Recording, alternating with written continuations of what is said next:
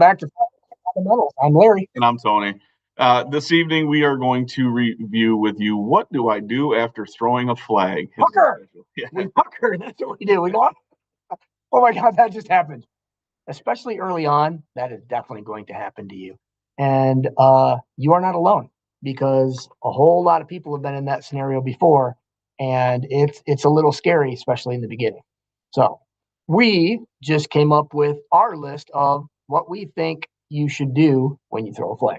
Yeah, and some of this is going to change, depending on your R that you're working with. A lot of R's have, a way of that they want penalties handled, but for the most part, this is how we handle our penalties. So the very first thing is you throw the flag. Make sure you try as hard as you can to get the number of the offender.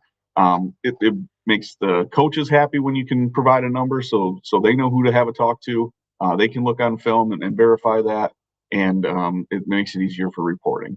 If you don't have a number, don't make one up. Yeah. Don't pick a guy on the field. Don't do that. Be honest with the coach and say, Coach, hey, I knew it was the corner. I knew it was the right tackle. I didn't get his number. I'm sorry.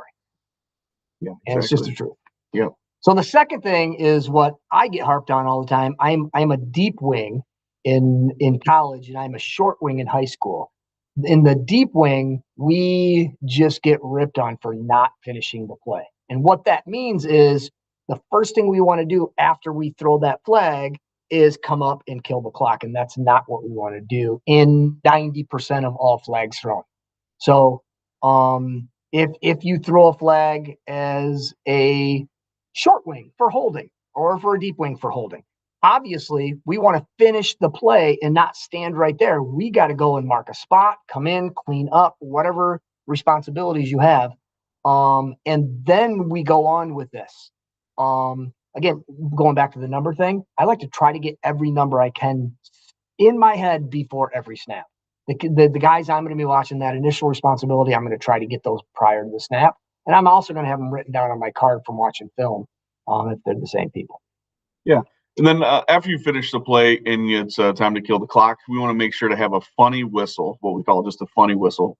It's just a whistle that's different than your normal whistle that you'll have, whether it be, 3 or 4 tweets right in a row. And why do we do that, Tony? Well, it's just to make sure that you give everybody in the crew an idea that there is, including the chains, that there is something that has gone on that is not normal. We don't just want that quick tweet that we would typically have. We want to have tweet, tweet, tweet, tweet, tweet, tweet, tweet. Until you get eye contact. And then, honestly, yeah, just keep going with it. It just keeps everybody, gets everybody's ears perked up, eyes peeled, and make sure everybody's on the same page and knows that something's going on. Yep. Because you assume everybody saw you throw the flag in the world.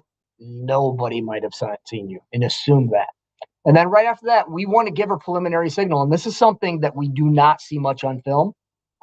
And we need to get better at that because the wheels can start turning once you give that. We assume, hey, we go over the 0-2-0 and go, hey, I got holding on defense, number 22, and everybody knows. Well, your crew knows, but no coaches know, and nobody in the stands know. So we want to give that holding call and point the direction, then go to the 0-2-0 if you need to do the next thing. But regardless, we've got to be clear so everybody in the stadium can see that foul, whatever that is, and then you go to report. Yeah.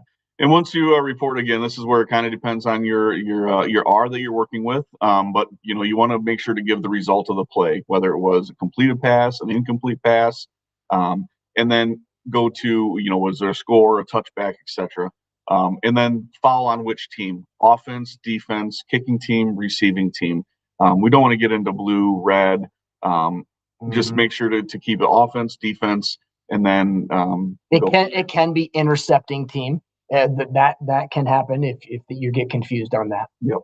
Yeah. And then again, provide that player number that you locked into your head from the very first after you threw that flag, and then the enforcement. And this is where, depending on the R, really, some R's tell you, I do not want you to give me the enforcement. I know what the enforcement is. And some R's are like, no, I would like that information just to make sure that we are on the same page, and that is correct. And then, if it's me calling, I'm going to confirm with the R and the U, hey, this is 15 yards from the previous spot. Or, if it's one of those, the harder ones on punt, we have a PSK enforcement here. So we're going to go from the end of the kick and make sure everybody gives you the head nods and goes, yes, we're good. Yeah, and then walking off a penalty. So your short wings and the U need to walk that off together. So in Michigan, in the first half, it would be your H is going to walk that off with the U.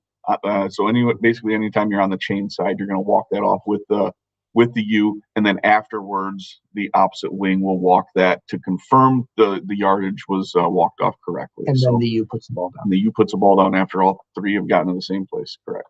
And finally, everybody's responsible for clock status. Everybody has got to be giving the R. We're either on the ready or we're on the snap. In all of those situations, we can't assume that the R knows, because they got a lot of things going on with enforcement and stuff.